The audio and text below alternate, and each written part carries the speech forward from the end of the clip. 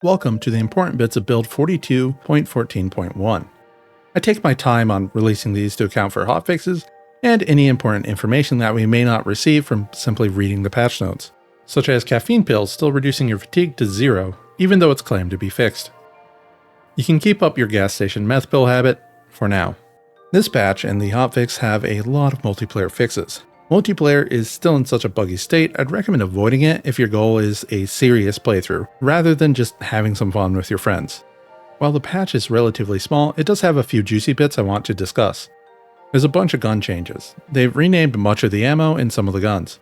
223 no longer exists. It's been replaced with 556 wherever it existed. The MSR 700 now shoots 556. This is a weird one. In theory, more guns using the same ammo is a good thing, as it increases your chance of finding compatible guns and ammo. On the other hand, a box of 556 went from 50 rounds to 20 rounds this update. Of course, it was not mentioned in the patch notes. Also unmentioned in the patch notes is a reference to whether they increase the amount of 556 that spawns to make up for decreasing the amount that spawns per box by more than half. The revolver, which I believe used to be the M625, shoots 357 instead of 45. It's called the Patrol Revolver now.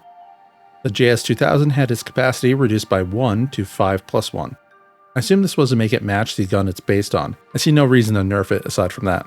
They've redone packing recipes for ammo to be generic rather than a different recipe for each type of ammo.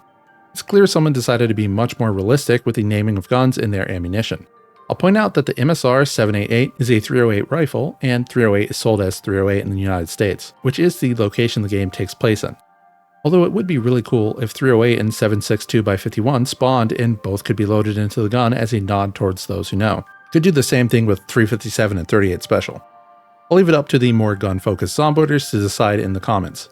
Honestly, even though guns have been in their best position ever, considering they haven't been able to miss for about 4 months, I still barely use them. The different book types have been separated in the sandbox loot settings. You can boost skill books and magazines without increasing the amount of junk books.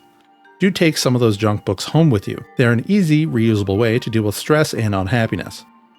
Discomfort now increases stress instead of unhappiness.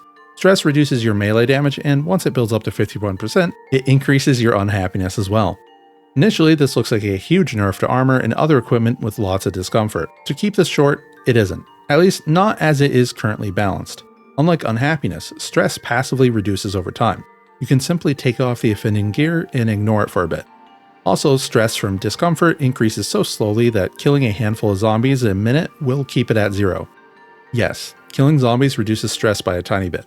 This is one of very few situations where that matters. Normally, the stuff that generates stress generates large amounts of it. Deaf characters will not become stressed from zombies banging on fences anymore. It doesn't mention doors, but I hope it applies to them as well. I don't think it's worth it to pick deaf due to this buff, but if you take it for other reasons, it is still a buff. They disabled the motion sickness trait, pinning a health balance overhaul. There is no mention of when this overhaul is coming. I recommend starting a fresh save with each new unstable, as it may take a long time to notice any stealthy game-breaking problems that occur when converting saves to new versions.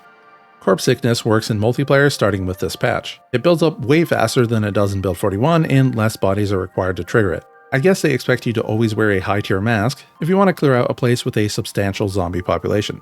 By the way, even if you have a mask with 100% protection, corpse sickness does not fade until you get away from its source. You need to put your mask on before it starts doing damage to you, otherwise you'll just keep dying until you run away. The hotfix fixed muscle strain sync in multiplayer, another thing that has been missing since its release. Both muscle strain and corpse sickness fade with time. You cannot fast forward in multiplayer. It'll be interesting to see player feedback on them in the coming weeks, as a 20 to 30 second wait has turned into a couple minutes. Before I move on to a lightning round of changes, there's at least one serious bug. Probably more. They fixed fire not updating in meta, whatever that means. Now there's been some reports of invisible fires. I personally relogged with an active fire going, and some flames became infinite. Be careful with fires and avoid any burnt tiles in this patch, as they can easily burn you to death. Hopefully that gets its own hotfix. Pushes are doing some funny things to zombies. I got one to stand back up, and heard of pushes outright killing zombies from other players. Nicotine now reduces your hunger by a tiny bit. When you're starving, smoke them if you got them. Just be careful, because you can smoke yourself to death if you do not have the smoker trait. Is smoker on its way to redemption? Probably not, but we can always hope. Rabbits, rats, and mice no longer do serious damage to your car when you run them over. I hope chickens, maybe turkeys and raccoons, are added to that list at some point. Animals flee from running cars from much farther. May the days of obliterating your car via small critters be behind us. Wait, is that going to scare farm animals away? Don't worry, it doesn't. Trunks are no longer capped at around 100 capacity. You can sit on more stuff, like toilets. While you're sitting there, selecting multiple things that can be read and reading them, we'll read them all. No more individually clicking through 30 magazines after you die in multiplayer. The option to stop fast forwarding when you finish a timed action has been set to on by default. I wonder just how much time this will save purely from players reading. Floss and fishing line count as thread. Premium fishing line works as sinew or aramid thread. This will help people get past the level 0 tailoring grind. It's quite annoying if you can't get your hands on thread. Taillights actually light up the ground. It's really not much. Maybe modders can add proper reverse lights now that this exists. For now, you can turn on a flashlight and aim to light up the area. The right mouse click inventory menu now displays crafting shortcuts if you have everything necessary to craft the item once again. Welcome back, old friend. They replaced the show craft recipes used in option with a generic craft one that takes you to the same place faster and with more relevant search results. Barricading is on the right click menu again. It's the best version so far. You can make multiple barricades from one action without having to open the building menu. This is exactly what I asked for, so I'm happy. Well, aside from it being an extra option deep nowadays. Dropping corpses is a little faster. I think picking them up is faster too, but I'm not going to check. The whole dragging corpses around thing takes so long, and it punishes you with severe stamina usage. You should try to avoid it when possible. Toilet paper and tissues are fully consumed when you use a light of fire rather than using a single unit of them. Rest in peace my video about toilet paper being the best fuel for fires. Normally at this point, I'd mention not covering all the bug fixes like the one that made it near impossible to hit zombies in melee and multiplayer, and I will not. But I do want to thank the devs for the thankless work that is the hundreds of bugs they've fixed. Fixing them is probably more important for player experience than any new features. You can catch me most weekdays on Twitch if you enjoy pointless rambling.